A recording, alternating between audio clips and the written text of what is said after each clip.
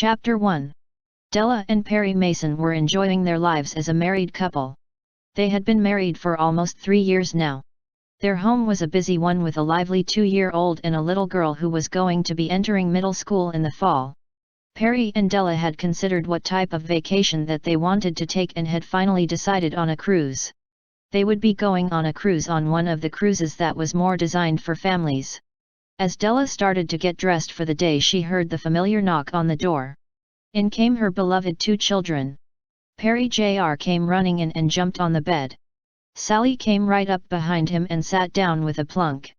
"Mommy, when are we going on the cruise?" "I am ready," Perry Jr. told her. "Honey, we will be leaving in 1 week. We will be flying in a plane for 3 hours and then taking a large ship." Della smiled and picked up her little boy to give him a hug. Della loved the time with the children. Perry had been out most of the night on a case and had already left early that morning with Paul. Sally picked up the brochure and smiled. "I have never been on such a large ship. Perry, did I tell you there is an ice cream shop on the top deck next to the pool for kids? The ice cream is free. Yet I can't wait to get all the ice cream that I want." Perry called and started to jump up and down on the bed. "We will see about that. Sally, when I am at work, you and Jennifer can start getting things packed for the trip," Della told Sally. "I am glad that Jennifer is coming with us, Mommy. I hated to think of her being at home all alone," Sally told her. Perry and Della had thought about not taking Jennifer, but while they were on the boat there would be times when they would need someone to stay with Sally and Perry Jr. Jennifer was a part of the family also. Jennifer had been thrilled to be asked and was going to be helping with the packing. Sally was no longer a young child and was an even better help around the home. As Della kissed her 2 children goodbye, she felt good about her family. She was looking forward to the vacation too. She hadn't been on a cruise since she and Perry had been on their honeymoon. Harriet Barker had just gotten out of work and pulled into her driveway when she saw her best friend pull up in her car behind her. As Harriet got out of the car, her friend Makaya opened her car door with a laugh. "What's up?" Harriet asked her friend. "Oh, I was wondering if you would be interested in going with me to see a wrestling match. I won the tickets on the radio this morning. But the wrestling match is tonight. Please, please," she begged her friend. Harriet looked at her watch. She was tired and would have liked to go home and rest, but she smiled at her friend and said why not. The match was going to start in just 2 hours, so they decided to grab something to eat while they were on their way to the match. As Harriet got changed into some leisure clothes, she and Michaela laughed and talked about the match. The tickets were good ones and they would be down near the ring. Harriet had never been to a wrestling match and had rarely watched one on television. But this was something that was free and it was a good night out with her best friend. As the 2 friends arrived at the match, they found themselves crowded among over 5,000 other people. As they managed to stop and get something to drink, Harriet almost fainted when the young man asked for $7 for a bottle of Sprite. But they got into their seats and watched in amazement as each and every wrestler lifted men over 200 pounds over their heads and slammed them to the floor. But as the 2 friends left the show that night, their car was struck in the rear. As Harriet and Michaela got out of their car to see if there was any damage, a young man jumped out from behind the driver's side and yelled, "Women drivers! You fools, you just wrecked my brand new car. Oh, I don't feel good.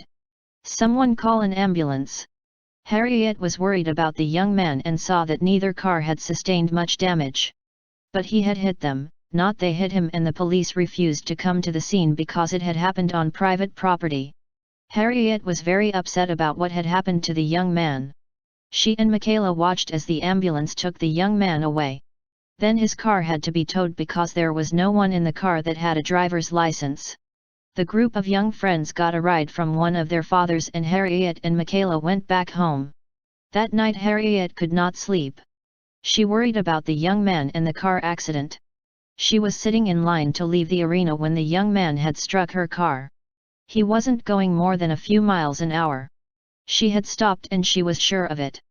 But now he claimed that he was injured and her insurance was going to weigh up. Why wouldn't the police come, she thought. Dean Bryce was smiling to himself as he waited in the emergency room for treatment. He had seen the 2 women leave the show and had watched as they got into their car. The young lady was driving a brand new Mustang and he knew that she had money. He had hit her car just hard enough to claim injury but not hard enough to really hurt himself. But he was going to claim he had a stiff neck and collect a pretty penny from her insurance. What a deal! He knew that the police wouldn't come to an accident on private property. So he knew that it was going to be a matter of his word or her word. Chapter 2. For Harriet, the next day was just a normal day. She was at work and had called her insurance agent. Her insurance agent told her not to worry, she had been rear-ended and 90% of the time the person that hits someone in the back end is found to be at fault in an accident. There was no damage to her car, so she was all set. Tonight Harriet had a date with her boyfriend. Stan was a good man with a logical mind. Harriet told him all about the accident. Stan went down to the car and took a look at the car. "You have nothing to worry about, this is not your fault," he assured her. Stan and Harriet were getting ready to take the next step. They had been dating each other for almost 2 years. Stan had been thinking about asking for Harriet's hand in marriage. They got along very well and now that he was 26 and she was 25 he thought that they were ready. Harriet on the other hand was still a little nervous about getting married. She loved Stan very much and wanted a family, that was true. But, she wasn't sure that they were financially secure enough. Stan had a good job in the graphics art department of a large firm and she had a good job, but she was still not ready for marriage. She enjoyed the time with Stan and dates, but was glad to go home to her own place. Dean Bryce had gotten home from the hospital and was putting on a show for his girlfriend. He had insisted on using crutches and moaning and groaning the entire night. His girlfriend Nikki had seen the car and couldn't see much damage. Once Dean had gotten out of the emergency room they had gone back to the arena and picked the car up. The next morning Dean insisted on calling one of the television lawyers and filing a lawsuit against Harriet Barker. He needed the money and he saw a good chunk of change in the accident. She was a young woman with a Mustang, she must have money. But the next day Dean's plans were ruined. He went to see the lawyer and he was told that he didn't have a case. He was at fault from the accident and she could sue him. Dean came home that night and walked back and forth across the living room rug. What if this woman did sue him? He knew that he already was in a bind financially and now the lawsuit that he had been counting on was a no-go. That was when he made the decision to call Harriet Barker and see if he could convince her to give him some money. Harriet was in the living room when her phone rang. When she answered the phone she was surprised to hear that awful man Dean Bryce on the other end of the line. He was the last person that she wanted to hear from. But he wanted to see her and talk about the accident. Like a fool Harriet agreed to meet Dean Bryce. She thought that it would be all right to meet with him at his house. She wasn't thinking and she wanted to stop this lawsuit. Dean lived in an apartment in the back of an old house and Harriet pulled up in the front. She walked up to his door and knocked. Harriet received no answer but saw Dean's car in the driveway. She looked around to see if Dean was someplace around but found no one. She looked in the window of the home and saw Dean lying on the floor. She could see blood coming from his mouth and did not see him move. That was then she made another foolish decision. She tried the front door and found it unlocked. As she bent over to see if Dean was all right she heard a scream. Peggy Charles had gone to the store and was just coming in with some groceries when she saw a strange car in the driveway. She knew that Dean had planned on calling that lady Harriet. She also knew that he had been told that he was not going to get any money from the accident. She had warned him not to call Harriet and now this strange woman was leaning over her boyfriend Dean and there was blood everywhere. Harriet turned around and said, "I think he's dead," to Peggy. Peggy and Harriet had never met before, but Peggy was sure that the lady standing there in the room with her was the lady that had been in the accident the other night with Dean. Peggy picked up the phone and called the police.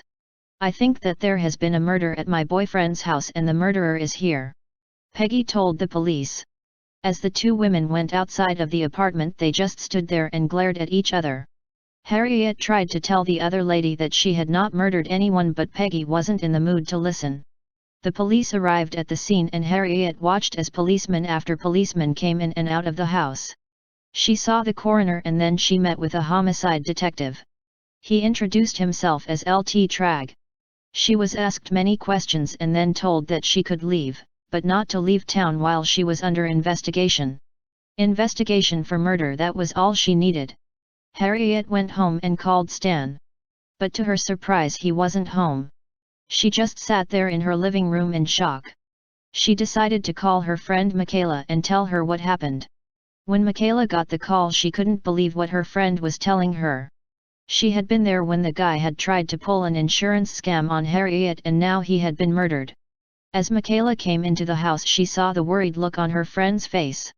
She told her, "You know what you need. You need a good lawyer. You need Perry Mason." Chapter 3.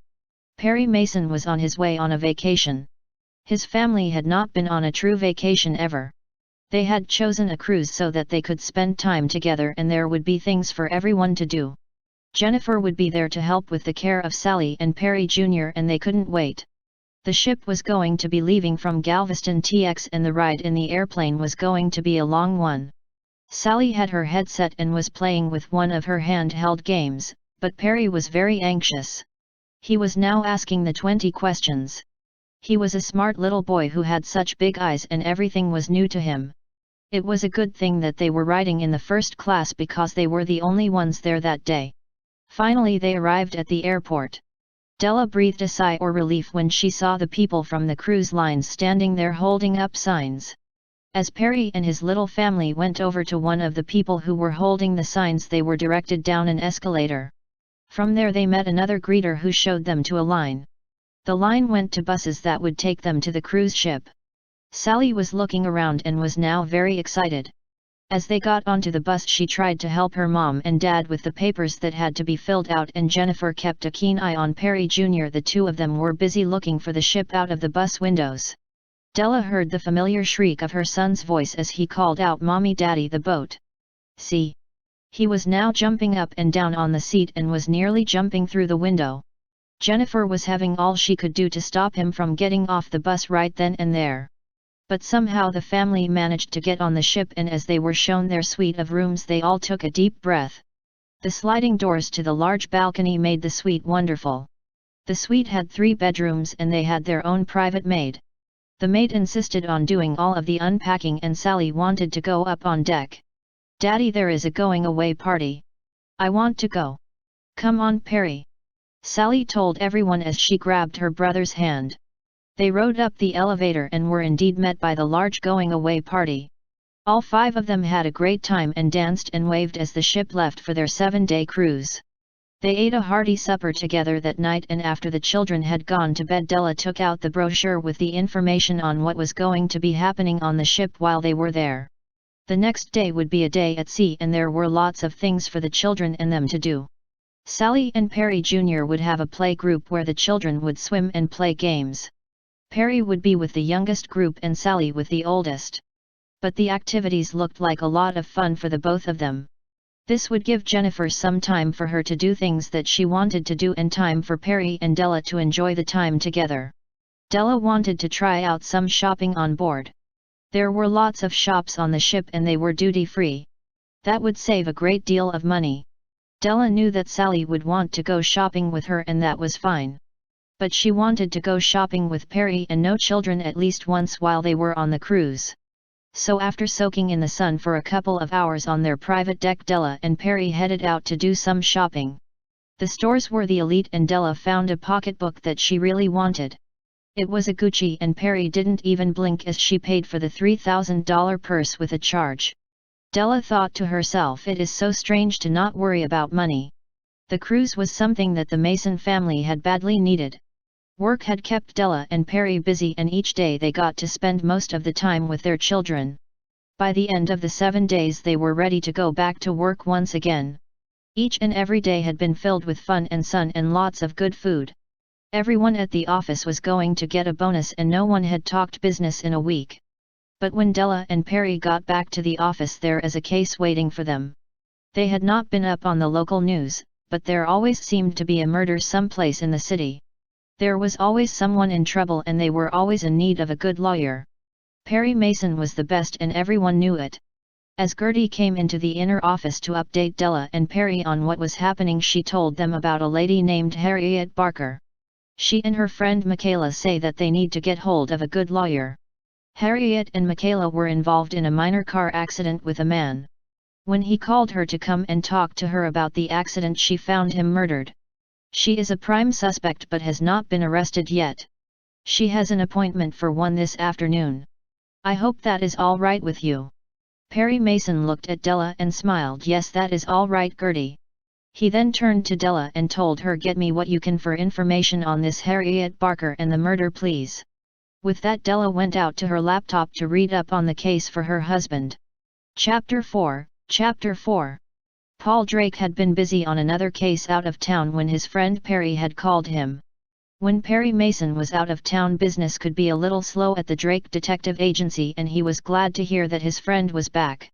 Perry had asked for Paul to come over to his office, and so Paul came to the back door as he usually did. When he knocked, Perry answered the door with a smile. They shook hands and Paul took a seat in his regular chair. Della came into the office and the three friends were back together where they belonged. What did you find out about Harriet Barker? Perry asked his wife Della. It seems that she and the victim Dean Bryce. She had gone to a wrestling match and he had hit her in the rear end. He had seen her new Ford Mustang and had assumed that she had money. So, he had claimed injury. There was no damage to either car, but Dean had insisted that he had hurt his back and was taken to the hospital. Harriet had wished to leave everything up to the insurance company, but Dean had offered to make a settlement with her and not involve the insurance company. Perry, I think that she was an innocent victim of insurance fraud. But, Dean called her and told her that he had wanted to talk. She went over his house and found the man dead on the floor. Della told Perry and Paul. Yep, that sure sounds like a scam of some sort. That has become the new thing around the city.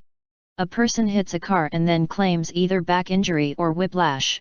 They then agree to a settlement out of court.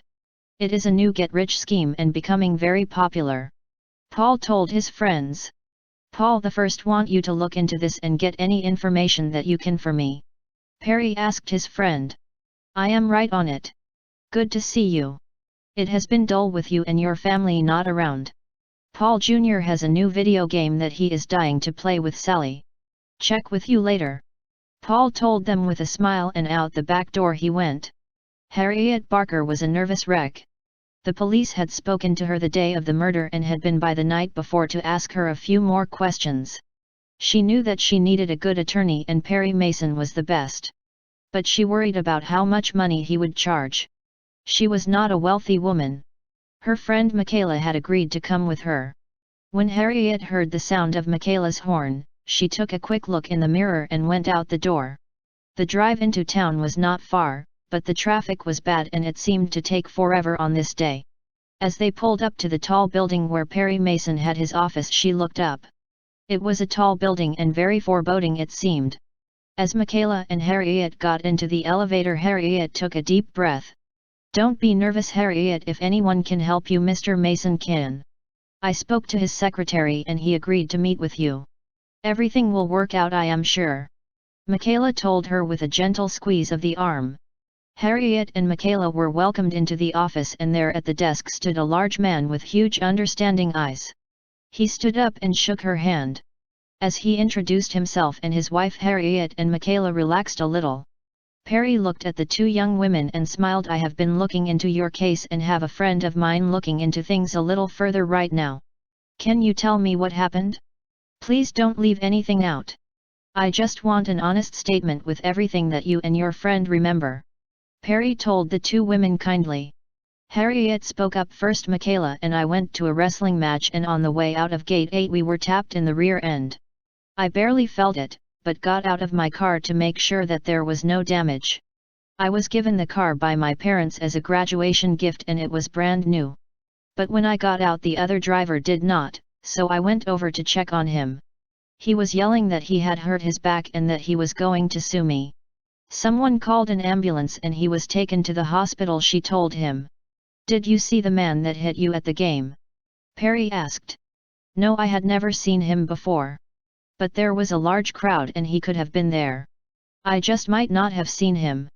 Harriet told him. Usually people don't go to games like that by themselves. Was someone else in the car with him? Perry asked. Harriet thought for a moment and told him he was alone. You are right. Perhaps he met someone there that night, she offered. Don't worry, Miss Barker, I will contact you once I have any information. Perry offered. Harriet and Michaela left that day feeling much better. But they had no way of knowing that Lt. Tragg was hot on Harriet's case and very close to getting a warrant out for Harriet's arrest. Lieutenant Tragg had been working very hard on the case involving Harriet Barker. There was something that didn't set right with him. Dean Bryce had been trying to get money on an accident scheme, he was sure. But, why would Mrs. Barker kill him for that? It didn't make any sense. But, her prints had been found on the murder weapon and she had been seen standing over the body. When the police had come, she had readily admitted this. He had also looked into Harriet Barker and found out that she was known to once in a while have a hot temper. There was a boyfriend from her hometown that had called the police on her once because she had slapped him across the face. As Tragg looked over all the crime scene photos, he thought that it was time to talk to Hamilton Berger, the district attorney. It was time for an arrest warrant. Chapter 5. Lt. Tragg walked into the district attorney's office once more. He and Hamilton Berger had been good friends and co-workers for many years now. The office was right across the street from the courthouse and on the 7th floor. Tragg had called Hamilton and was expected. Hamilton Berger had been reading the material about the murder of Dean Bryce. People had killed before for less, and she had the motive, the opportunity and the time to commit it. Harriet's fingerprints were found in the home also. Now, some of the lab results had come in and the case was building against Miss Harriet Barker. Her fingerprints had been found inside of the home and her DNA was there also. The two men sat down and once more went over the facts piece by piece.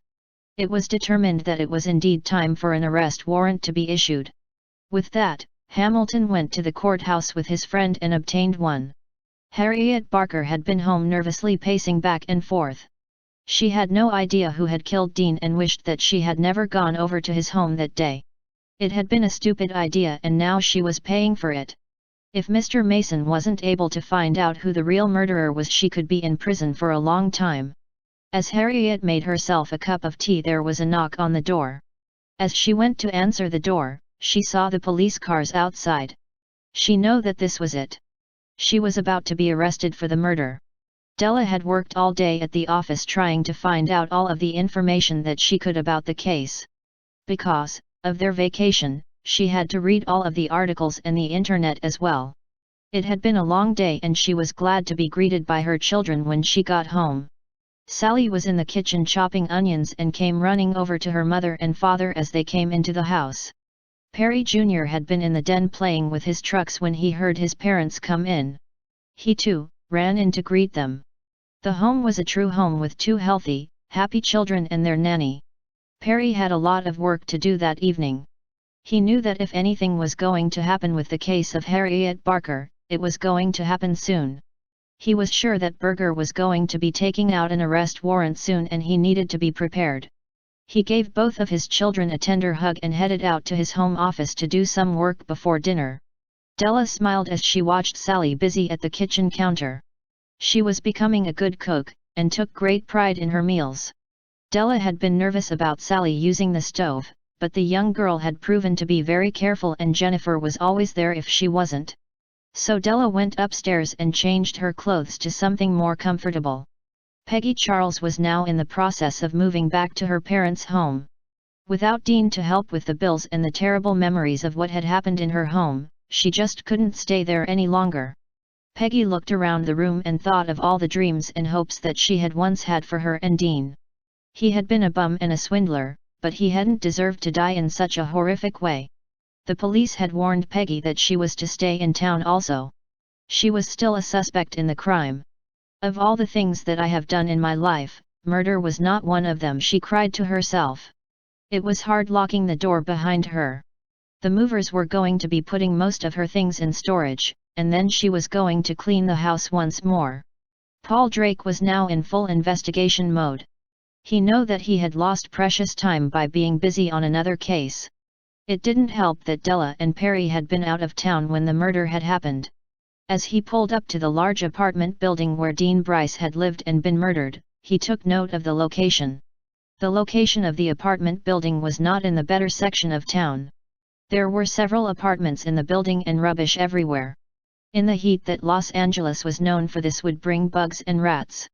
The apartment was not a good place. As Paul got out of his car, he locked the doors. He could hear someone yelling at his girlfriend or wife and her yelling back. As he walked up the steps to the apartment, he ran into a young boy. Paul knew that sometimes children were the best holders of pertinent information. He smiled at the young man as he went by and turned to knock on the apartment door where the murder had happened. Jimmy Stevens turned and saw what the man was doing and said, "No one lives there anymore. The lady moved out today." "There was a murder there," he told Paul in a quieter voice. Paul took advantage of the situation. He knew that he was going to have to tread carefully, but this young man may have some information for him. He turned around smiling and said, "I heard about the murder, but I was hoping to speak to Peggy, the girlfriend of the man who was killed." "My name is Paul Drake." "What is your name?" he asked. Jimmy beamed at the chance to speak to someone about the murder. He had been out on the sidewalk when he had seen a lady go up the stairs to the apartment that day. He had seen her looking in the windows and then trying the door. He hadn't seen anything else until Peggy had come back to the apartment and found her boyfriend dead. But he had heard Dean and another woman yelling at each other just a few minutes before that other lady had shown up. "My name is Jimmy Stevens. I didn't see anything that day, but I heard Dean and another man arguing when I was out here on the sidewalk," he told him. "Did you know the man who was arguing with Dean?" Paul asked him. "No, but I saw a black car leaving just before the other lady came. I think it was a Toyota," Jimmy told him with pride. Paul thanked the young man and got his phone number. As he walked around the side of the building, he found a large parking lot and another entrance to the apartment where Dean had been murdered. The Mason family had just taken their seats at the family table when the phone rang. It was Harriet and she had been arrested. As Della got up to put together something quickly for her husband, Sally jumped up to help.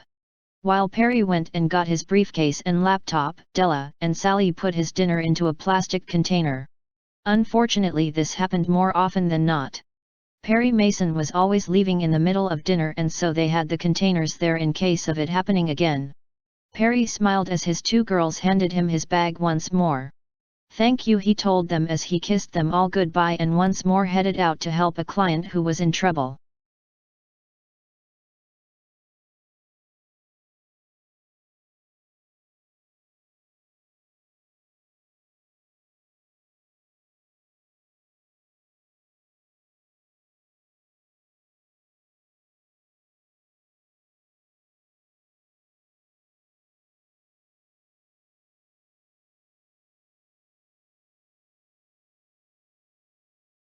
Chapter 6.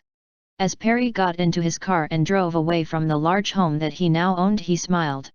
This certainly had not been the life that he had thought he was going to have. He had never been a handsome child or a man. He had been a bookworm in college and schools and had few dates.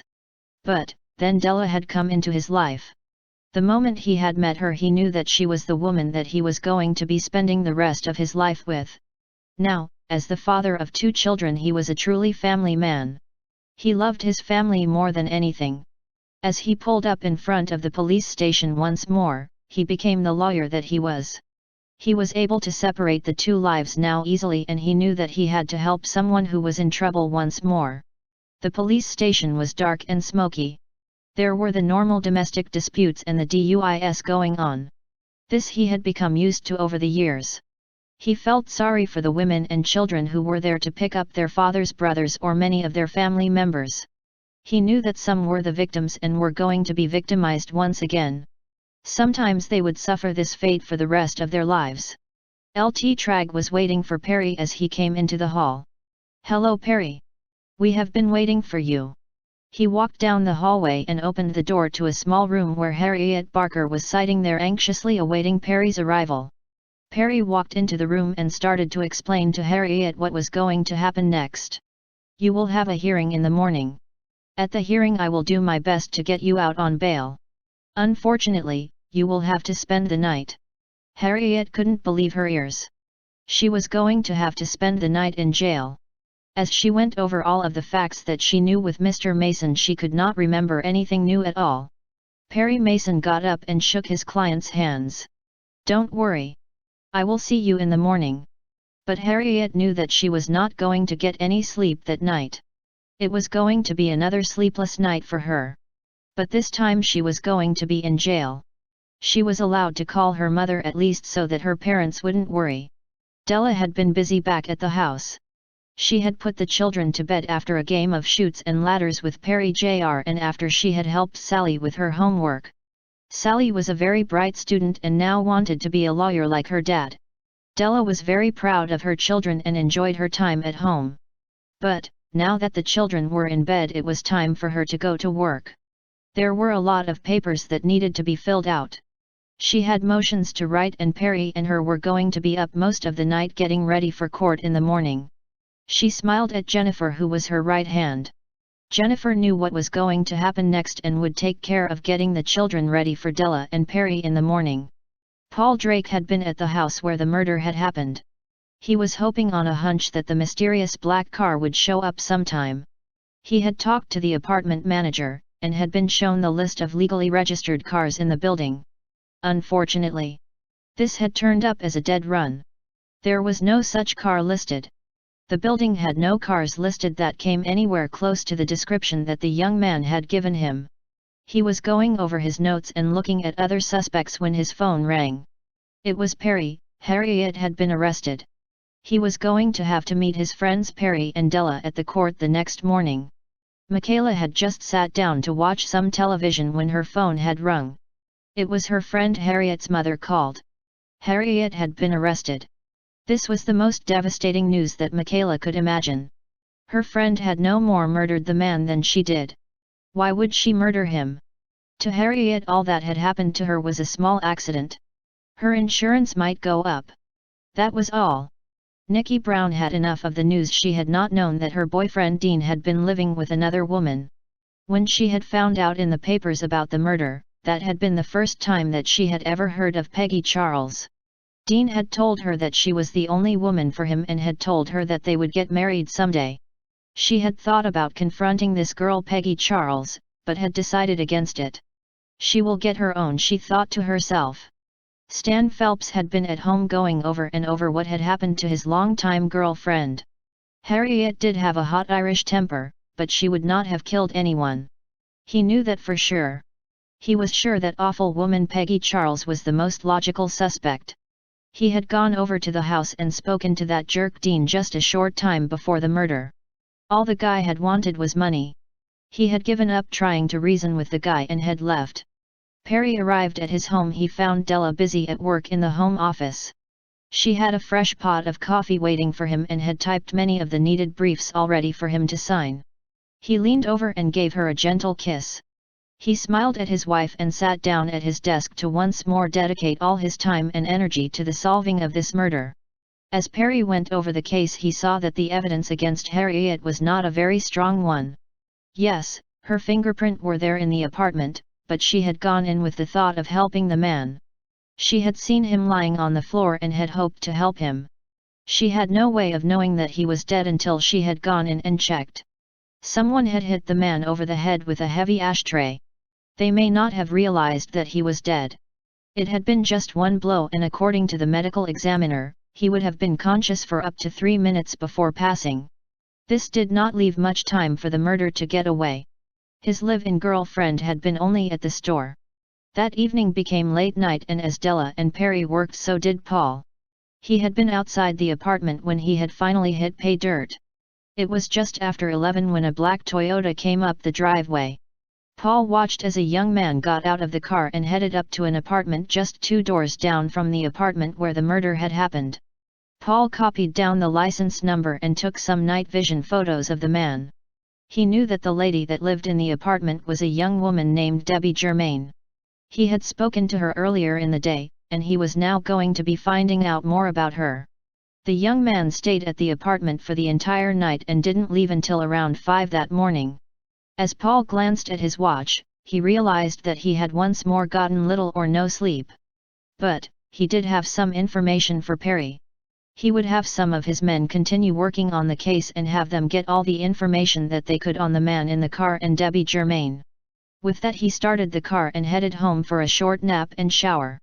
Sue Drake was used to her husband being out all night. But, it still didn't make her any less nervous. Each and every time that he went out, she knew that he was in danger. He was now working on another Perry Mason case, and she knew he would be very busy for a while. She heard the familiar turn of the bedroom knob and smiled. Her husband was home.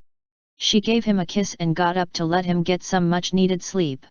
He asked her to wake him up at 9 for court. Just 2 hours sleep is all he is going to get, she thought to herself with a shake of her head. It had been another sleepless night. Chapter 7. As Perry and Della arrived at the courthouse that gloomy day, they were met on the steps by their friend Paul. Paul Drake was clean and well pressed, but one look at his eyes you could see that he had been up all night along with the Masons. "Good morning, Paul. I hope you have something for me," Perry told his friend. "Yes, I had a lead on a black Toyota and finally saw it. The car belongs to a man named Jim Turner. He has not been too bad a man. He has a couple of scuffles with the police but nothing major. He is 25 and has been seeing a lady that lives near the apartment where the murder happened. I have a man watching the apartment right now," Paul told him as he checked his texts. "Well, you go right ahead and look into that angle. Someone with quick access to the building and apartment could be a likely suspect. Whoever did this murder slipped in and out of the apartment without being noticed. Have you had a chance to look at the footage from the security cameras that they had set up?" Perry asked. "Yes, and unfortunately they were a dead end. The camera that was facing in the direction of the apartment where the murder happened was not working that day. The maintenance man was supposed to fix it but he hadn't gotten around to it when the murder happened. His name is Sam Cleary and I have a man checking on him at the moment also," Paul told him. As the three friends walked into the courthouse they were greeted by a very worried. Harriet's mother had seen to it that her daughter was well dressed and that she was wearing her best outfit for her day in court. Perry, Della and Paul all went into the meeting room with Harriet and went over all of the things that had happened the day of the murder once more. But, she could not think of anything to add. As they went into the courtroom they were greeted by both Hamilton Berger and Lieutenant Tragg. Even though they were advisories in the courtroom they were friends on the outside. Perry now lived next door to Hamilton's brother and was over there quite often for BA and social parties. Lt. Tragg had been a long-time homicide detective and Perry respected his work. The time before the judge was a normal day for Perry and Hamilton, but at the end of the day Harriet Barker was going to be free on bail, but she could not leave the city of Los Angeles. Her parents paid the bondsman by putting up their home, and Perry, Paul, and Della went to work on finding out who the real murderer was. Della had been once more studying all the information that she could find on all of the suspects, when she kept on seeing a reference to a Bill Johnston. Bill was the brother of Peggy Charles. He had a hot temper and was known to get into fights. He had known Dean through Peggy and he also drove a black car. As Della looked at the picture of Bill Johnston she compared it with the photo that she had of Jim Turner, and they could have been wrongfully identified at a long distance. They had the same hair and shaped nose and they were about the same age. Perry had been working on some briefs when Della had come into his office. She showed him the information that she had and Perry gave her a kiss. "Now I know why I love you. I will let Paul know right away," he smiled as he held her in his arms. But just then the familiar knock came on the back door and as Della opened it she was greeted by Paul. "Hello beautiful," Paul said to Della as he took a seat in his favorite chair. It would seem that our victim Dean had quite a few girls hanging around thinking that they were his one and only. He was actually engaged to one other girl. Her name is Nikki Brown. I am looking into her and looking to see if she had anything to do with the murder. She is at work right now, but she should be getting home in an hour." Perry looked at Della and smiled. "How would you like some company when you go to meet Miss Brown?" he asked his friend. "Sounds good to me," Paul told him. Perry leaned over and gave his wife a kiss. "Don't wait up, honey. We will be out on a stakeout for most of the night," and with that the two men left the room. Della looked at the clock and saw that it was already almost 5. She decided to go home and spend some time with her children. Once Sally and Perry Jr. were in bed, she would do some more searching on her laptop. As Della came in the kitchen, she was greeted by her happy little family once more. The dinner was almost ready and she was starved.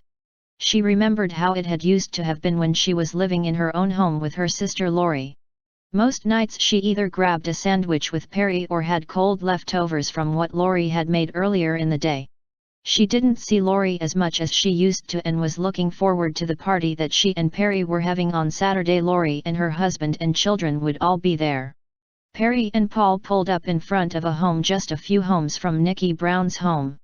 The home was a modest but clean home with a large set of bushes in front of it.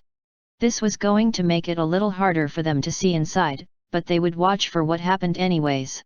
They had not been sitting there long when a white Chevrolet pulled into the driveway and Nikki got out. She was carrying a bag of groceries and went right inside. They had been sitting there watching when another car pulled into the driveway. This time it was a man in his 20s. Paul nodded to Perry. "That's Jim Turner.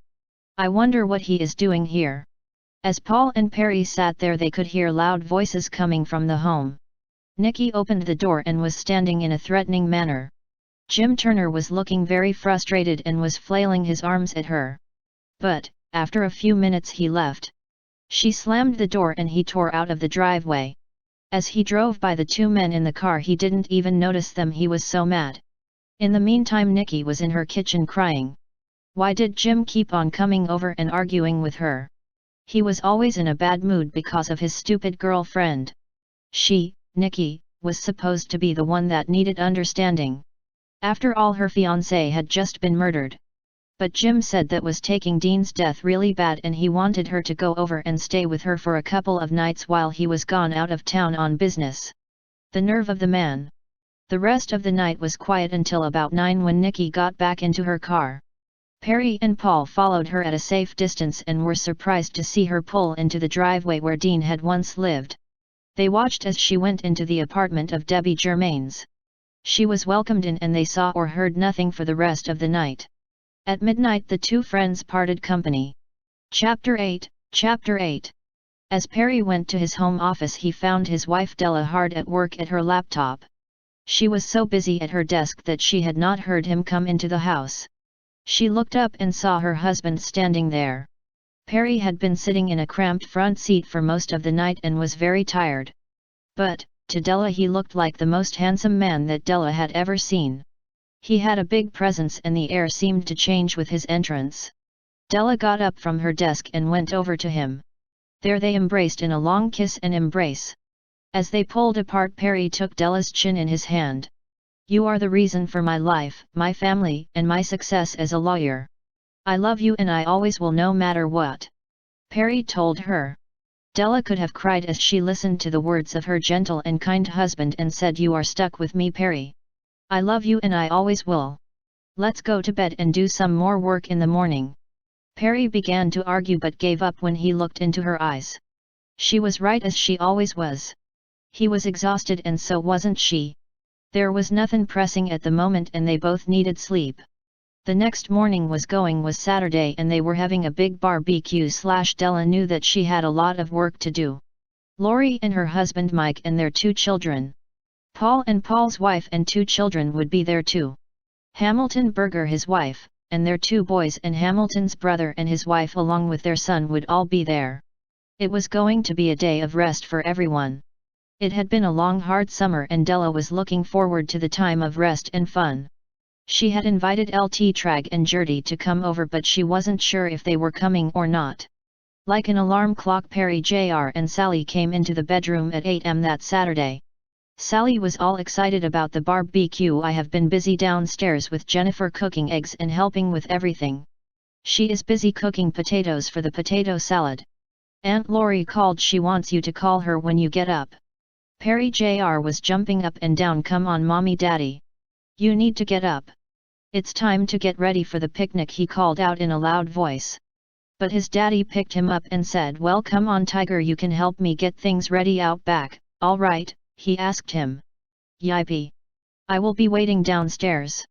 I will make sure that everything is ready for our friends, and with that Sally took her brother's hand and they left the master bedroom. Della and Perry came down the stairs to find Jennifer and Sally busy in the kitchen. Sally was growing up too fast. She was now allowed to use a knife with close supervision and she was proud of herself. Once Della and Perry had finished their breakfast, Della called Laurie and Perry went to Zid with his son to get everything ready on the outside. Della called her sister, who also had been busy getting ready for the party. She had been getting chicken ready and had made a big pot of meatballs. She was famous for her meatballs. Mike had gotten some beer and soda for the kids. Sally was busy now making her famous lemonade. The lemonade was delicious, as Sally had learned from her birth mother how to make it. Once in a while she thought of her other mommy and daddy. She had loved them very much. She hoped that they would be proud of how she had grown up and happy that she now had a little brother. As Paul Jr. came into the house, she asked Jennifer if she could go outside and play with her friend. Jennifer had laughed and said of course. As Jennifer watched Sally and Paul Jr. go outside, she was glad that they were such good friends. Sally was such a good kid and so wasn't Paul. This was going to be a great day. Here at the Masons she was treated like a member of the family, not an employee. She loved being here. The pool man had been at the house just the day before, so the pool didn't need much work. Perry started cleaning and skimming the pool with the help of his son. When he looked up he saw his best friend Paul Drake smiling up at him. Paul Jr. and Sally were already playing in the yard together when Perry finished the work in the pool. Soon everyone showed up for the party. It was the type of party that everyone needed. There was swimming and lot to eat and lots of games and talk. It was past 7 when everyone left and Della, Perry and their little family sat back on the terrace to relax. Harriet was getting very nervous about what was happening with her case. Perry Mason had been very good about keeping her informed, but she was still nervous. Her mother and father kept on telling her to relax, that Perry Mason was the best attorney that she could ever hope to find. Peggy Olson was getting tired of all of the reporters. Everywhere she went there was someone hanging out around her asking questions. She honestly had no idea who had murdered her boyfriend if it wasn't Harriet. Every time she picked up a newspaper or turned on the television there was someone talking about the murder. Everyone had their own ideas on what had happened and who the murderer was, but no one knew. She had buried her boyfriend just 3 weeks before and soon she would be attending the trial for his murder. If she had been told that this would be happening just a month ago she wouldn't have believed it. Mrs. Olson watched her daughter as she sat at her desk. She was worried about her mental health. Peggy had never been a strong person and this murder had aged her many years. Mr. Olson wasn't much help either. All he did was shake his head whenever she brought the subject up. She had already made up her mind that she was going to be in the courtroom to support her daughter. But, the day had been a good one and everyone at the Mason party had relaxed. It was a needed day and the Mason family would be soon ready for more work on the mystery. Della and Perry laughed as they watched their 2 children swim in the pool once again. They never seemed to lose their energy.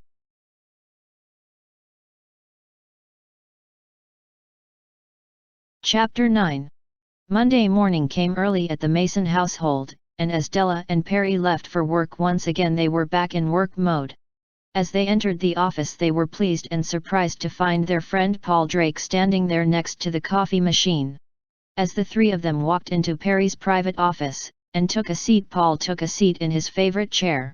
"I have some interesting information for the 2 of you. One of my men has been watching the Olson home. Peggy Olson is now living with her parents. So, I thought that we should find out something about her parents.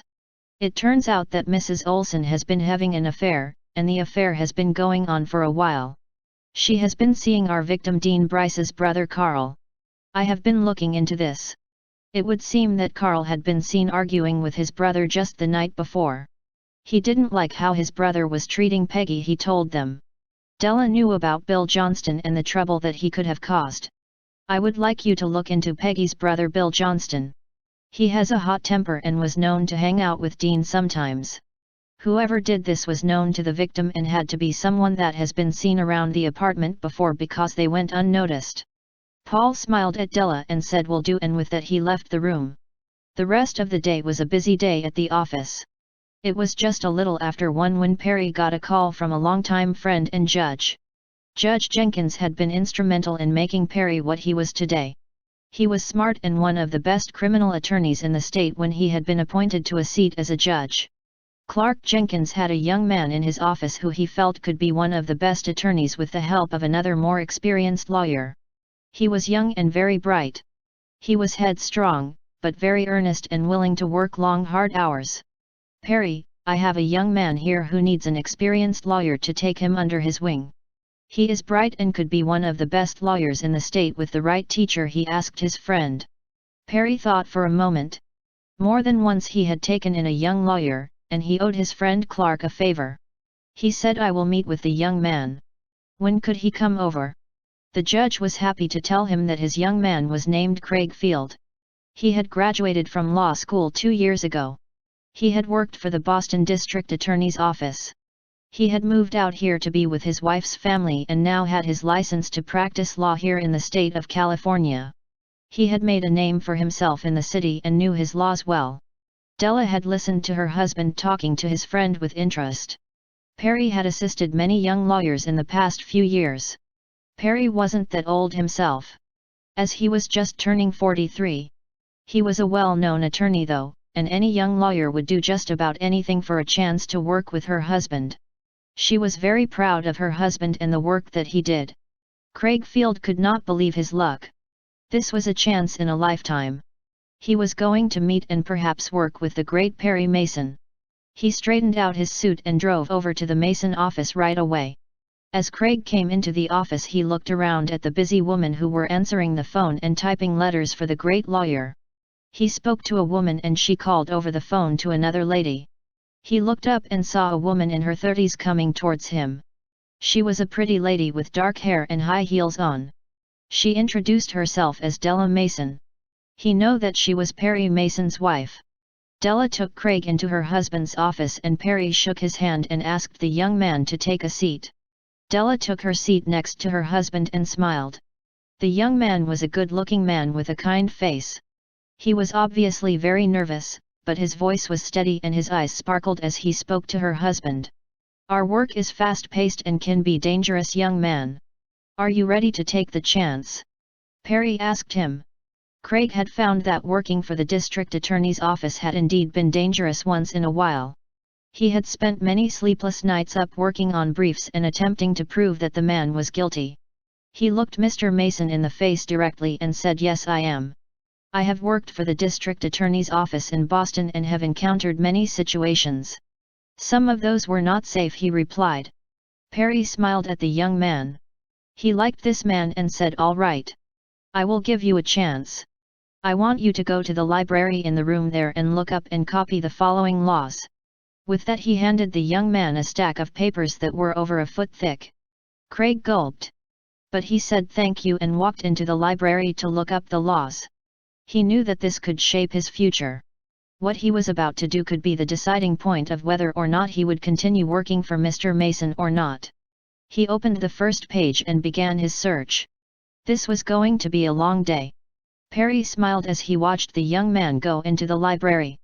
He had taken the stack without question and he was sure that he was going to be busy for the next several hours. Della just smiled knowing that these papers were of no real use to her husband. This was a test and it was a good one. She was going to be interested in what happened. Harriet and Michaela had been worrying ever since they had gone to that awful sporting event. The two friends had enough of not knowing who the real murderer was and did not know what to do. Harriet was going over everything that she knew about the man. Dean had been a womanizer and a crook. Perhaps he had tried to scam someone else out of money. This is what she was going to look into now. People like Dean Bryce were always finding trouble, it was as though it followed them everywhere they went. Michaela and Harriet spent most of the afternoon looking into that thought when they came upon a story about a man who had done the same thing. Indeed, there it was, Dean Bryce. He had taken $10,000 from a lady with a fake broken arm. With that she decided to call Mr. Mason, he needed to know. Chapter 10. The pace at the Mason office was fast and as Craig Field finished one pile of papers either Della or Perry would give her more to read. There were so many laws to learn, but he was determined to find all the information that Mr. Mason wanted. This was an opportunity of a lifetime for him, and he was not going to do anything to mess up this chance. The date of the trial was coming up. It was going to be starting on Monday, and Perry still had no idea who the killer was. There was no lack of suspects, but he had nothing that he could prove as of yet. Perry and Della were in the office working on the case once again when Paul Drake knocked on the door. He had a knock set up with Perry and Della so that they knew it was him. Della opened the door and smiled. "Hello, Paul." "Hi, beautiful," Paul told her, and then took a seat in his favorite chair once more. He looked over at his two best friends and smiled. Marriage had done them both good. They were full of life and very happy. He could see that they were deeply in love. He also knew that they made a formidable team on the courtroom floor also. Sue had worked for him, but once they had married she had decided to stay home and take care of the house and kids. It had been hard for them to work together, but Della and Perry had found a system and had been very successful at keeping their personal and business lives separate. "So, have you any information on Bill Johnston?" Perry asked Paul. "I have been tailing the man for the last 2 days. He is trouble, Perry. He is always getting into little scuffles with people and is always looking for a fight. He owes everyone in town also. He has been causing some problems at the home front also. This afternoon, just 2 hours ago, he confronted his mother and Carl Bryce. They had a terrible falling out and he threatened to tell his father what was going on if they didn't co-sign for a loan on a new car he wanted. It seems that he smashed his car up a couple of weeks ago and he wants a new one," Paul told them. Perry was thinking hard. He knew that he was a suspect, but there was still nothing that could tie him to the murder. He had been out driving in San Diego at the time and had the gas receipt to prove it. "What about Carl Bryce?" he asked. "Carl Bryce is a sort of wimp. He is only interested in Peggy's mother to get to Peggy, I think. Whenever Peggy is around, Carl caters to her. He seems to always have some sort of reason to see her. I have been showing his picture around town and trying to get more information on him. I think that he is hiding something. My men and I have not been able to find anything as of yet, but we are working on it." "Have you looked into Harriet's friend Michaela?" Perry asked. "That was the one thing that I found very interesting. It seems that Michaela has been seeing Harriet's longtime boyfriend on the side. She has been over there several times in the past week. I have not been able to find them doing anything questionable, but I have a man keeping a sharp eye on her to see what turns up," Paul told him. Della had heard everything ever since she had gone to work for Perry. Now, to find out that perhaps even Harriet's boyfriend wasn't trustworthy was kind of sad. She said, "Well, find out, Paul. They might be just trying to help Harriet out, you know," she told him. "Yes, I know that. But sometimes when people do get too involved and they don't know what they are doing, they get hurt. That is another reason why I have been keeping an extra eye on them both," Paul reassured her. Michaela looked out her living room window. She thought that there had been a man on the corner a minute ago. "Stop worrying, it's all your imagination, no one is watching you," she thought to herself. Stan Phelps had been keeping an eye on that no-good brother of Dean Bryce's. He knew that he was always in trouble and probably had been in on the insurance scam with his mother. But was he capable of murder, he thought to himself. This night he had followed him into a local bar. He sat near him, but not next to him. He did not want to bring any attention to himself. As the night had gotten later, Carl Bryce had gotten out here and was bragging about how he was getting a new car. "I found a couple of lovers that don't want to be found and they are giving me the money," he bragged. But Harriet was starting to wonder where her boyfriend Stan was. He was not coming over as often, and when she had confronted him he had been very evasive. "I hope that he doesn't think that I am the murderer," she worried to herself. It seemed as though Michaela was making herself scarce too. "I need to stop thinking like this," she thought to herself. Harriet was now getting ready for court. Her case was going to be coming up on Monday.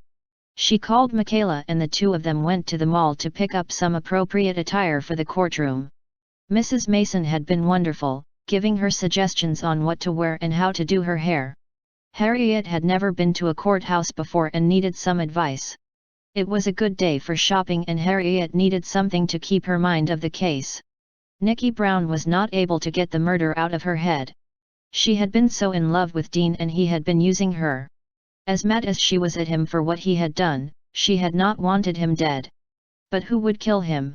She knew that Dean probably had other girlfriends and perhaps one of them had done the murder. Maybe that Lady Harriet was not the murderer, she thought. Paul had been looking into the possibility that there was another woman involved with Dean. He seemed to move from location to location and didn't appear to be the type of man who would have only one girlfriend. He found that there was indeed another girlfriend and he decided to go to her house and talk to her. As Paul pulled up to the house, he saw a young woman looking out the window. As he walked up the front steps, she answered the door. Nikki wasn't surprised that someone had reported her being Dean's girlfriend. She had never had any reason to hide it from anyone. The man that came to the door was a handsome man in his late 30s to early 40s and she welcomed him in. He introduced himself as Paul Drake and they both took a seat. Paul listened with interest to this lady. She had not known anything about Dean having another girlfriend and had been devastated when she had found out the truth. She had planned to marry the man and showed him a ring. "He was everything to me, sir. I don't know why someone killed him. He didn't deserve to die." Nikki cried as she told Paul her story. As Paul left the house, he felt that Nikki was not a murderer. Something about the way that she spoke about Dean and her body actions told him that she was more than likely innocent. He had been fooled before, though, and he was going to have to check her out totally. Chapter 11. It was now Monday morning and as Della and Perry headed to the courthouse once more, Harriet Barker was getting ready to go to what was going to be the most important part of her life so far. Harriet had been to the store and had bought a smart tweed suit. Her family and many of her friends were going to be going to court to support her. Paul Drake was ready for a long day in the hot courtroom and met the Masons on the front step of the courthouse as he had done many times before. As the three friends ascended the stairs once more, they nodded to Hamilton Berger and Lt. Tragg.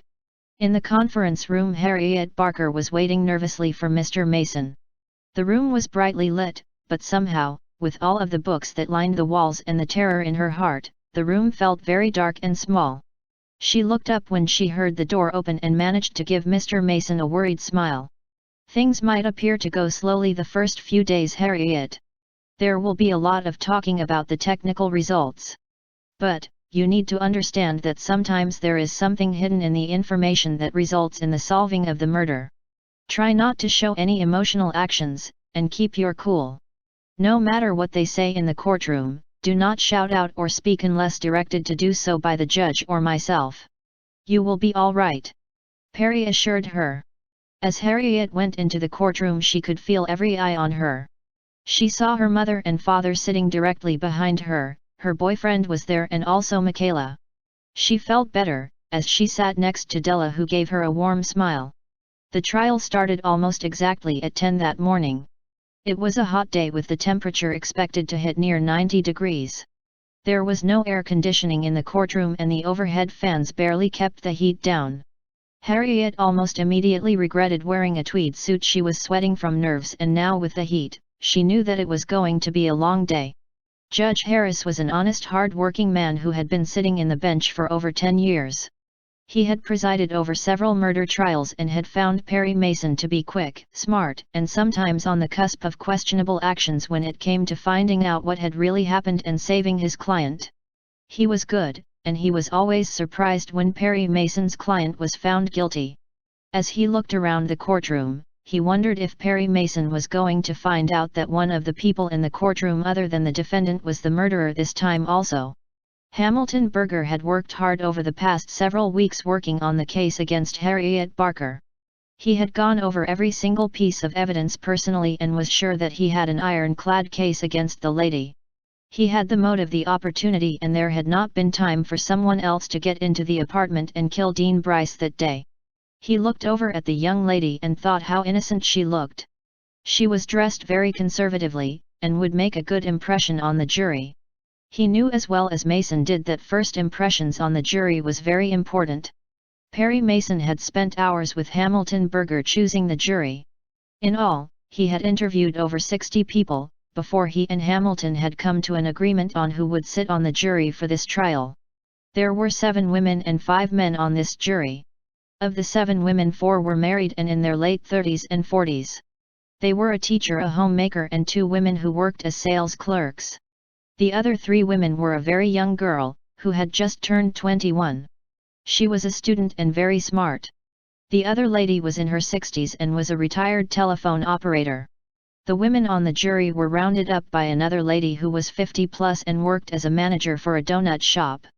The men on the jury were a businessman in his 40s, who was locally well known. There were 2 men who worked locally and were in their late 30s, and then the 2 other men were both in their 50s and worked locally themselves at the local hospital. The jury was a good one. Perry was confident that if it came to a jury decision, the jury would go on their side. Craig Field arrived at the office of Perry Mason early that Monday morning. It was a court day and Perry Mason had called him with a list of things that he was to do to get ready for the trial. Court was to start at 10 and Perry had a list of things for him to do. The list was long, but Craig was excited to be trusted. He was now working every day for the lawyer and learning. The office was very busy this morning with the trial starting. The atmosphere was very different, also. When Perry Mason and his wife were not in the office, Gertie took over many responsibilities. She smiled at Craig as he came in and watched as the young man went right to work. Back at the courthouse, the first witness was called. It was the first officer that had came to the apartment when Harriet had first found the body of Dean Bryce. He was very articulate and described everything in complete detail. The district attorney asked several questions, while Della kept all the information on her laptop for further research. When it was time for Perry Mason to question the man, he said no questions. The next officer up on the stand was LTL Tragg. He had a lot of information on what had been found in and around the apartment that morning. He had all of the information on her and anyone who had been near the apartment. There had been several people who had gathered around the apartment when they heard that there had been a murder, and Della wrote down each and every name carefully. By the time that LT Tragg had been on the witness stand nearly all afternoon, Harriet was exhausted. It was now almost 4 o'clock and she took a sigh of relief when the judge said that court was dismissed. She walked out of the courthouse drained. Perry knew that he had nothing so far. It was going to be a long night, once again. At the Mason household. As Paul and Perry walked out the courthouse, he told Paul, "I want you to look into Michaela again. I know that you feel she is clear, but look into where she was at the time of the murder, okay?" he told his friend. Paul knew that his friend might be smelling something and he was curious himself. As he pulled up in front of Michaela's house for a long night, he relaxed once more. He was used to this type of night. Della and Perry arrived at home to their children and were greeted by both Sally and Perry Jr. once more. The family dinner was lively, and when the children finally went to bed, Perry and Della went back to work. Chapter 12. Michaela had been at court all day. She knew that her best friend was in trouble. Harriet was in the kind of trouble that if her best friend didn't tell her lawyer what she knew, she could go to jail for the rest of her life. As Michaela paced back and forth across her living room floor, her mother came in the room. Her mother knew that something was bothering her daughter. At first she had thought that it was because of all the trouble that Harriet was in. But now she wasn't so sure about it. She had seen Michaela upset before, but now she was acting as though she might have something to hide. Laura had always been close to Michaela and she hoped that her daughter would open up to her. "Michaela, is there something that you need to tell me about what happened that night? I will not make you tell anyone, but please tell me what is bothering you. I love you and will support you no matter what happens," she told her daughter as she gave her a big hug. It was time that she came through with the truth. If she didn't tell someone, she was going to burst. Michaela was also very afraid that Perry Mason or that man Paul Drake were going to find out the truth anyways. Michaela cleared her throat and started to tell her mother what had happened. "That night that we went to the match, I was supposed to be the one driving. Harriet messed things up when she decided to drive instead of me. Dean knew me and I was going to give him $1,000 to hit my back end of the car, and then I was going to get rid of the huge car payment that I just couldn't afford." She let out a small cry and then took a big gulp. She then continued. "Dean saw me and followed us out. He knew that he was supposed to be hitting my car, but when he saw Harriet's new Mustang convertible he saw money. He was sure that he could make more money off of Harriet than he could off me. So he decided to back-end her instead. After the accident he called me that night laughing. He offered to still wreck my car. He also said that if I told the police what I had planned to do that I would go to jail, so I had to keep quiet. I didn't know what to do. Now my best friend is facing life in prison for something I know that she didn't do. Laurel looked at Michaela. What she had done was wrong, but her daughter had not killed anyone. Dean Bryce was certainly a bad egg and she couldn't help but wonder how many other times he had done the same thing. There might be quite a few people out there that would want him dead. She looked at her daughter and said, "You need to tell Mr. Drake what you told me. I am sure that he can use the information to help your friend. A good lawyer can help you with what you did. Since nothing was ever done, I am sure that there is no crime. Don't worry." Michaela nodded and picked up the phone. She placed a call to Mr. Drake's office and she was connected directly to Paul Drake's phone. Mr. Drake had said that he would be there in a few minutes, so Michaela and Laura just sat on the couch shaking. When the handsome man walked in the door and sat down to hear their story, they both felt much better. Paul Drake listened intently to Michaela and knew that Perry was right as usual.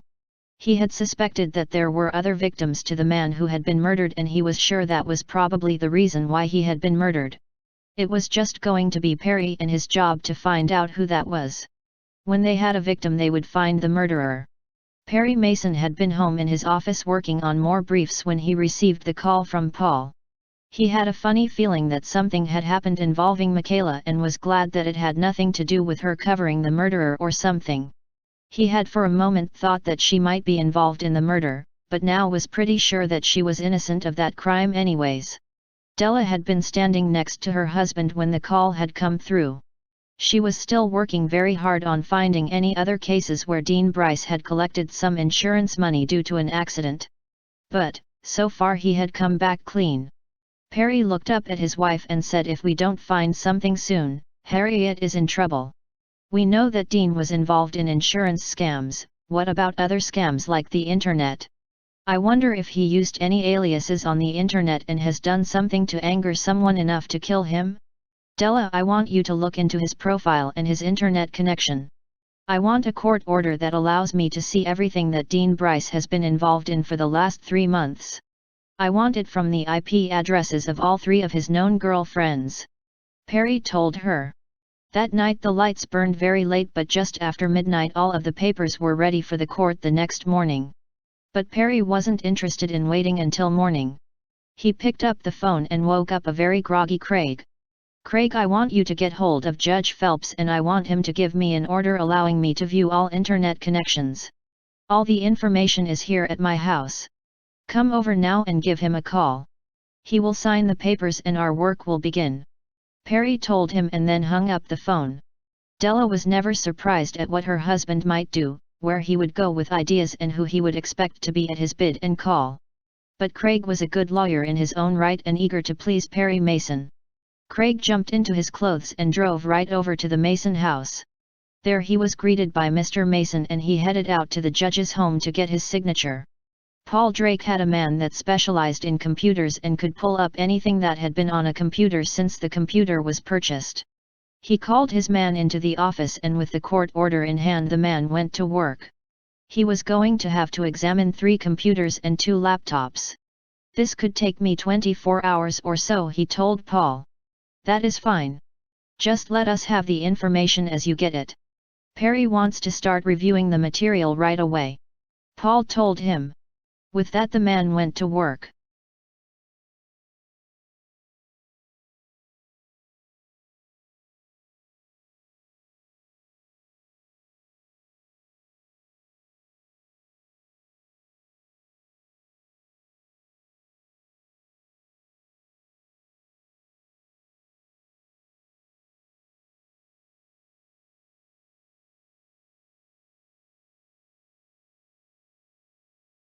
Chapter 13. Now that Michaela had confessed what she had done to Paul Drake, she knew that she had to tell her friend Harriet. She did not want Harriet to find out what she had done in the courtroom or from Mr. Mason or Mr. Drake. She was the one that had done the stupid thing and she needed to be the one to tell her friend. Harriet was glad to hear from Michaela. With the trial going on and all of the meetings, she had not had a chance to visit with her friends. But Michaela had said that she wanted to talk to her and she was worried. She wondered what Michaela had to say. When Michaela got to her house, Harriet could tell that she was nervous about something. As she took a seat in the living room, Michaela took her friend's hands in hers. "I have something to tell you. I have done something that has caused you so much pain. I am so sorry." She looked at her friend and went on. "The day that we went to the game, I had planned on having an accident.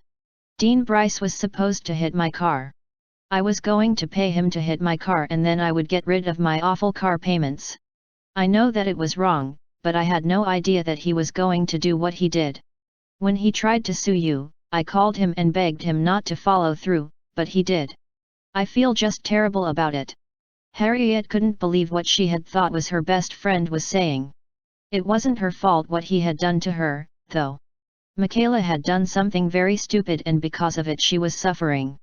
She couldn't help it, but she started to cry. "Oh Michaela, how could you do something so stupid?" As Michaela left, Harriet truly hoped that she had just lost a best friend. She would cool off in a day or so. "I will call you later, Michaela," she managed to say. Perry Mason and his wife Della were getting ready for another day in court. This case was bothering both of the Masons. Perry was sure that the murderer was within his grasp and hoped that today he would find out who it was. The murder could have been done by one of many of the suspects and he would be cross-examining today. Sally always tried to make her parents aware of how much she appreciated their work. She truly wanted to be a lawyer someday and listened intently as her parents discussed certain aspects of the courtroom. Jennifer and Sally were down in the kitchen with coffee and bacon and eggs ready for their parents. As they came into the kitchen, they could hear their son Perry Jr. playing in the den. The den was located right next to the kitchen and had turned out to be a great place. Perry Jr. could be watched easily without him knowing that he was being watched. He was now 3 years old and told them he knew how to behave and could be trusted alone. Soon he was going to be 4 and he was growing up too fast. Paul had another night of checking out the various suspects. He had worked hard finding people who had been done wrong by Dean. The list was very long, and many of the people that he contacted were of the lower quality. Dean had indeed been involved in several other cases of insurance fraud, and had somehow managed to keep more than 3 girlfriends on the side. Each of the women thought that he was going to marry them, and each had a good reason to murder him. The district attorney had Michaela on the list of people to testify today and he was looking forward to that. He hoped that she had told Harriet about what she had done. Because, that was the kind of information that should not be revealed in a courtroom if it could be avoided. It could cause Harriet to show an emotion that he did not want the jury to see. It was another hot and humid day and this time Harriet had dressed wisely. She was wearing a short-sleeved dress with open-toed heels. She looked very nice in the outfit, and she knew that she would be much more comfortable. As Harriet went up the stairs with Mr. Mason, there was another media frenzy on the outside. There were cameras everywhere and the reporters continually asked for information about how Harriet felt. Once more Perry Mason and his wife led her through the crowd and she was soon seated in the courtroom once more. Hamilton Berger and Lieutenant Tragg were already there and she had nodded to them as they nodded to her. Everything was supposed to be done very business-like. Harriet wasn't sure if she liked that. After all, this was her life that they were dealing with. Harriet knew that the defense might start today and she saw that there were a lot of people in the courtroom that she didn't know. She knew that some of them were victims of Dean Bryce. She wondered which one of them had done the murder, if any. She was worried that perhaps the murderer wasn't there. She smiled at her boyfriend Stan as she saw him coming into the courtroom. He had been one of her strongest supporters through the whole ordeal and she loved him very much. He looked good all dressed in a business suit. He looked older than his years, like he had been worried about his girlfriend. Hamilton Berger called one more officer who testified to what he had found through more laboratory tests.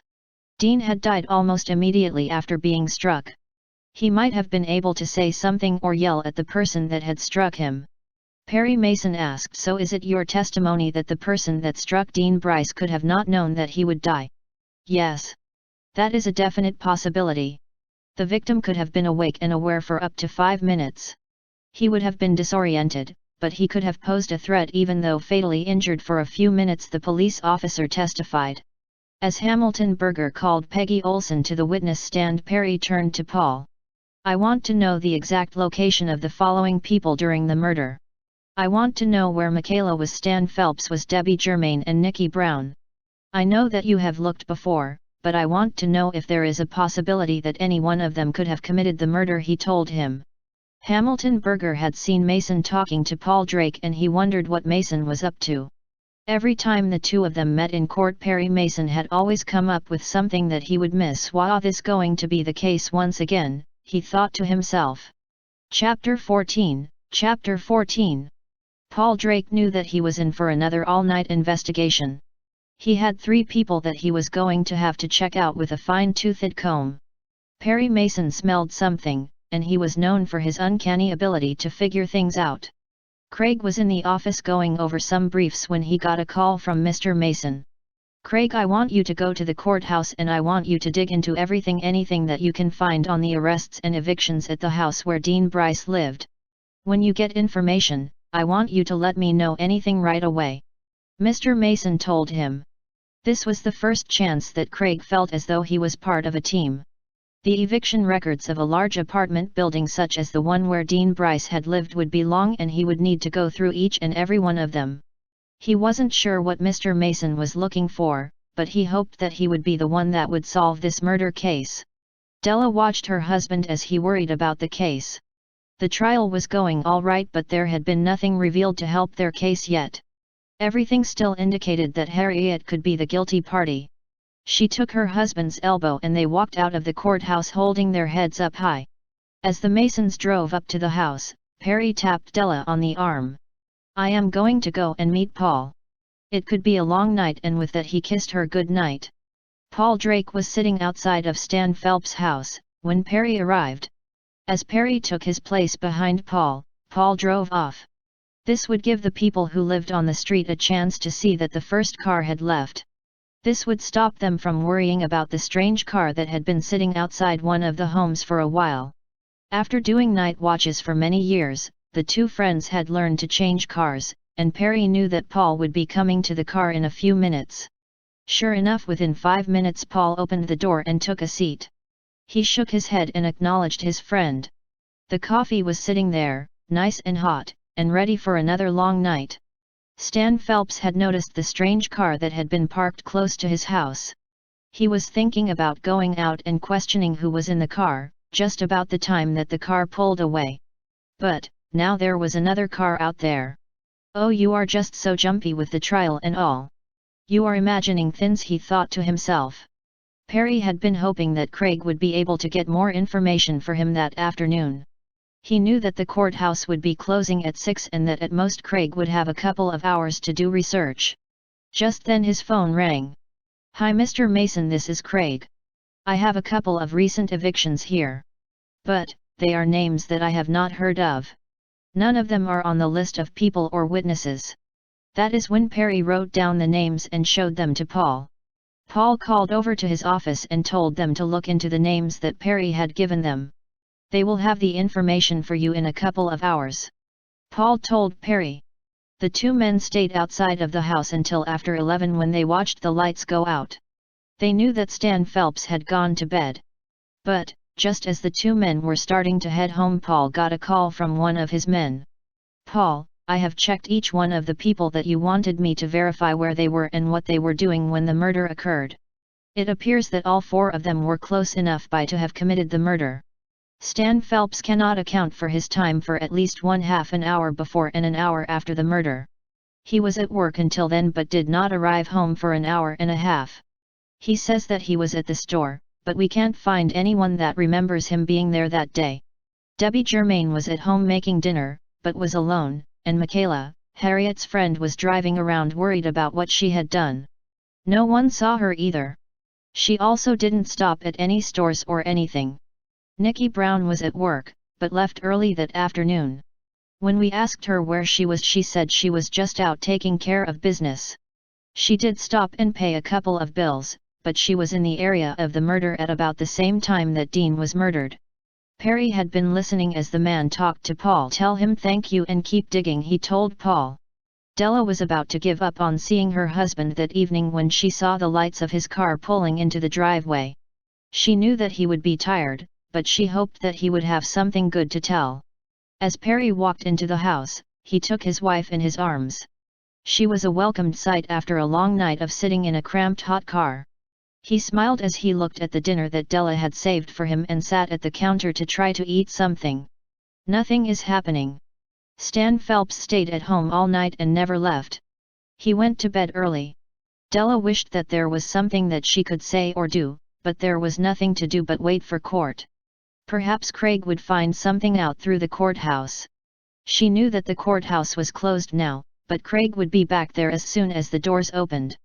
As Perry and Della climbed the stairs to their room, Stan Phelps was up once again. He was walking back and forth across the floor. He hoped that the trial would be over soon.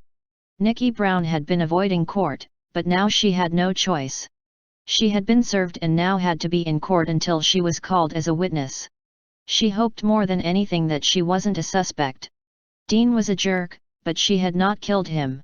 Sue Drake watched as her husband came in late once again. As the two walked up the stairs to their room together, Paul fell right asleep.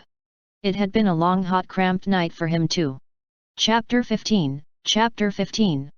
Harriet Barker was at home wondering who the murderer was. Her friend Michaela had done something stupid, indeed. But, her friend had always been much less mature than her and she had been falling behind in car payments. She was not being a nice person, but that didn't make her a murderer. Michaela was at home feeling very worried about her friend. If Harriet was found guilty, she could go to jail for the rest of her life. She had to do something. Somewhere there had to be an answer. She was getting ready to pick up the phone and call Harriet when the phone rang. It was Harriet, and she was coming over. As the two friends hugged and Harriet forgave her best friend, they sat down and went over each and every aspect of the trial. The answer was there someplace and they had to find the murderer. Although, Harriet had kept very good notes of what had happened in the courtroom. But, Michaela had brought a recorder inside. They didn't know if it was legal or not, but it was going to help them find the murderer and neither one of them cared at this point anyways. Both of the women had been surprised to find out that Dean had been alive and probably yelling at the person who murdered him. Perhaps up until that moment when the truth came out, the murderer did not know that they had killed him. They probably had thought that it was possible, but they had known that he was alive and yelling when they had left him. So, who in the courtroom seemed to be the most upset by the news that Dean had probably lived for a few minutes before falling down and dying? The two women looked at each other and thought about the courtroom. Each of them had looked around when they had heard the coroner talk, and had not noticed anything about anyone in particular. They then looked at each person who could have committed the murder. They went over each and everyone that was in the courtroom and it appeared that they all had a good alibi. In the meantime, Craig was back in the courthouse when the doors opened. He had many months and years of evictions and court proceedings that he needed to go through. Much of the information was on the computer, but many files had not been transferred as of yet, and he was going to have to through each of those files one by one. The day was going very long and slow, when he ran into something. He was not sure what the information meant, but 5 years ago a family named Phelps with a son named Stan had been evicted from the same apartment where Dean Bryce had been murdered. Craig knew that Perry Mason would want the information right away. But, as he glanced at his watch, he realized that the time was after 10. Court had already started. It was then that he made the decision to go into the courtroom and tell Perry what he had found right away. The courtroom was once again very crowded, the air was heavy and humid. Perry Mason had just finished cross-examining Nikki Brown when he heard the doors of the courtroom open. "Could I please take a moment of the court's time?" he requested. "Yes, you may have a brief moment," the judge said. As Perry listened to what his young attorney said, he then knew that there was something that he was going to need to do. "Thank you, Craig," and with that he sent the young man back to look for more information. Perry Mason then stood up and said, "I would like to call Stan Phelps to the witness stand." Stan Phelps was very nervous. He knew that if he didn't look and sound confident, Perry Mason was going to find the truth. He stood up and walked up to the stand with confidence. He took the oath and took the seat. Mason watched the young man with intrigue. He knew the truth now, and with the large eyes that he was known for gave the young man the showdown. 5 years ago, where did you live? He asked. That was a surprise question for Stan Phelps. He didn't know that Mason would be able to get that kind of information. I lived in the same apartment that Dean Bryce lived in. I was a child at the time, he told him as nonchalantly as possible. Harriet was in disbelief. Her boyfriend had lived in that apartment, and now what other secrets did he hold, she worried. He had been avoiding her since the murder, and she had wondered why that was. Up until now she thought that perhaps he did think that she had killed Dean Bryce. Perry Mason was now on the prowl. He asked, "Did you have a key to the apartment?" At this point Stan Phelps knew that he was caught. "Yes. My mother still had the key on her keyring. It was funny. I never guessed that the apartment manager never changed the locks on the door. I saw Dean go out to his car and thought that he was leaving. I used the key and went into the apartment. He was going to try and destroy Harriet's life. I thought that while he was gone I would go through his belongings and find something on him. That way the nightmare would end. But, just a few moments after I went into the house, Dean came in. The jerk, he recognized me and started laughing. We struggled and I hit him on the side of the head. I hit him only once, and he was screaming at me. I ran out of the house, and down to my car. It wasn't until later that I found out he was dead. The funny thing is that up until the time the doctor there said that he had been alive and awake after he was hit, I didn't know I had killed him," he said with a sort of laugh. "I didn't mean to kill him, and I certainly didn't want to hurt Harriet like I did." With that, Perry Mason asked that all charges were dropped against Harriet Barker. The judge awarded this and ordered Stanley Phelps to be arrested for murder. Later on that afternoon, Perry, Craig, Della and Paul sat in the office with Harriet and Michaela. "Stan will need a good attorney, and I am willing to help you out. My associate here, Craig Field, will be meeting with him this afternoon. He will probably get some jail time, but he will be free to live a good life after he serves his time." Perry Mason smiled. "I can't thank you enough, Mr.